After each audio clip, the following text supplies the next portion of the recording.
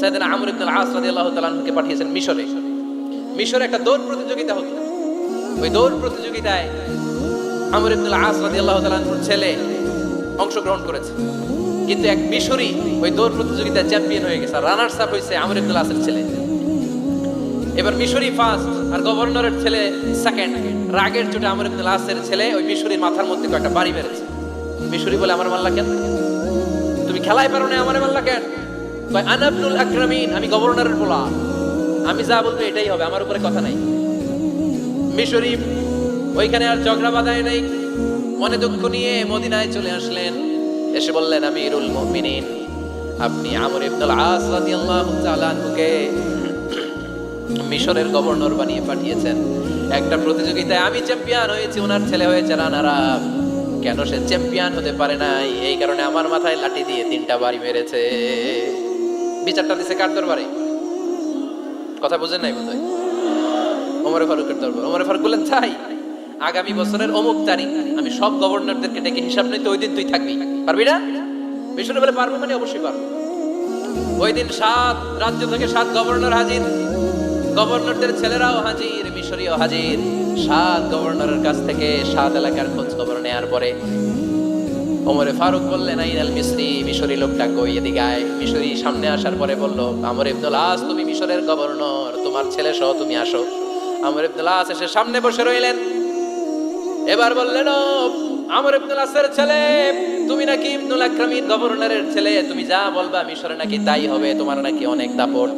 নিজে একটা লাঠি এনে মিশরীর হাতে দিয়ে বললো, এবার তোর মাথায় যতটা মারছে তুই ততটা গুনে গুনে মার, আমি দেখবো। আমর ইবনে আল আস দেখবে, আমর ইবনে আল আসের ছেলেরে তুই এখানে মার। সে বলতেছে, থাক, আপনি বলছেন এতেই যথেষ্ট, মারা লাগবে না, আমি মাফ করে দিলাম। ওমরে ফারুক বলল, খবরদার, মার, মার ওর মাথার মধ্যে।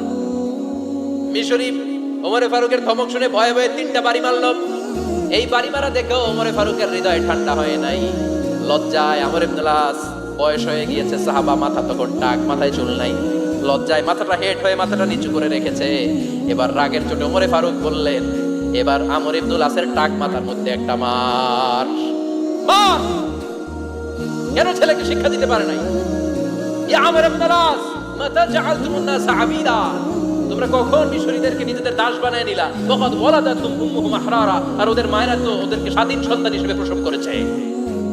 মানুষদের উপর ক্ষমতাগিরি করার জন্য গভর্নর পাঠাই নাই। খবরদার, জনগণ তাদেরকে দেখভাল করার জন্য তোমাদেরকে পাঠানো হয়েছে, তাদের উপর কোনো অত্যাচার করার জন্য নয়। চিল্লায় বলেন ঠিক কিনা? এরকম নেতা কয়টা লাগবে? কয়টা? ওই নেতার নাম কি? ওমর। হা হুয়া ইয়াতি ওমর। 22 জায়গায় বিশ্বনবী কয় একটা, ওমরে ফারুক বলে আরেকটা। আল্লাহ বলে, বিশ্বনবী আপনার পক্ষে আমি আয়াত নাযিল করতে পারলাম না, আমি ওমরের পক্ষে নাযিল করে দিলাম। বিশ্বনবী বলতেন, ইন্নালি কুল্লি উম্মাতিন মুহাদ্দাস, সব উম্মতের মধ্যে, সব নবীদের উম্মতের মধ্য থেকে একজন করে আল্লাহ তাকে মুহাদ্দিস বানাতো। মুহাদ্দিস না মুহাদ্দাস। মুহাদ্দাস মানে এমন লোক যিনি যা ভাবতো ওই ভাবনাটাই আল্লাহ আয়াত হিসেবে নাযিল করে দিতেন। বিশ্বনবী বলেন, আমার উম্মতের মধ্যে মুহাদ্দাস হচ্ছে সাইয়েদনা ওমর। ওমরে ফারুক যখন খলিফা, দিনের বেলায় যদি রাষ্ট্রে কোনো নিয়ম জারি করতেন, দিনের বেলায় জনগণকে কোনো বিষয়ে যদি নিষেধ করতেন, রাত্রে বেলায় খাওয়ার সময় ফ্যামিলি মেম্বারদের সবাইকে বলতেন, এই দিনের বেলা আমি জনগণকে এই কাজ করতে নিষেধ করেছি, তোমরা আমার ফ্যামিলি মেম্বার, খবরদার তোমরা এই কাজ করো না। জনগণ করলে যতটুকু শাস্তি, তোরা করলে পাবি ডবল শাস্তি। সুবহানাল্লাহ কবেন না?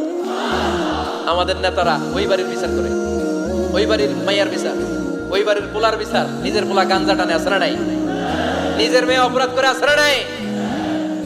কি নেতা ছিলেন ওমরে ফারুক! আগে নিজের ঘর সামলিয়েছেন, আগে নিজেকে সামলিয়েছেন, নিজের ঘর ঠিক করেছেন। বলেছেন, জনগণ করলে যত বেদ, তোরা করলে double Veda. This is call leader, ঠিক কিনা? এক বাবা এসে বললেন, ওমরে ফারুক আমার ছেলে কথা শুনে না, বেয়াদব। ওমরে ফারুক ছেলেরে ডাকলেন, বাবা তুমি তোমার আব্বাজানের কথা শোনো না, এটা তো কবিরা গুনাহ। ছেলে বলে, ওমরে ফারুক সব দায় দায়িত্ব আল্লাহ ছেলে মেয়েদেরকে দিয়েছে। ওমরে ফারুক বললেন, অবশ্যই দায়িত্ব দিয়েছে। তাহলে বলেন আমার বাবার দায়িত্ব কি? উনি বললেন, প্রাইমারিলি প্রথমত 3 দায়িত্ব। আইয়ান তাকিয়া উম্মা, পৃথিবীর প্রতিটি বাবার উচিত ছেলেদের মেয়েদের জন্য ভালো মায়ের ব্যবস্থা করা। 2 নম্বরে আইয়ুহসিনা ইসমা, সুন্দর তার একটা নাম রেখে দেয়া। 3 নম্বর ইউআল্লিমাহুল কিতাব, তার আল্লাহর কিতাব শিক্ষা দেওয়া। এবার ছেলেকে আমার আব্বা 3টার একটাও করে নাই।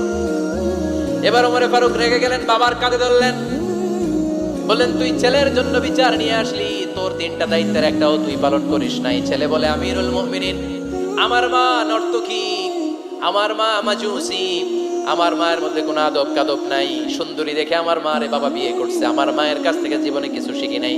2 নাম্বার সাম্মানি খানফাসা, আমার বাবা আমার নাম রেখেছে চামচিকা। কি নাম রাখছে? এটা নাম হইলো একটা, এরকম উল্টাপাল্টা নাম আছে না? নাই না, এগুলো রাখবেন না।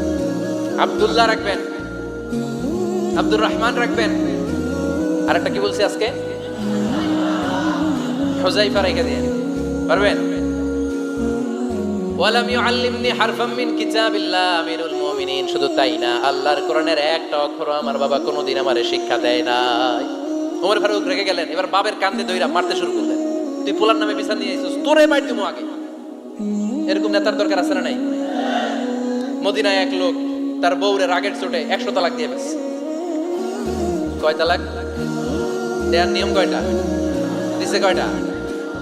এবার স্ত্রী কাঁদতে কাঁদতে এসে বলে, আমিরুল মুমিনিন দেখেন, আমার স্বামী আমারে রেগে মেগে 100 তালাক দিছে।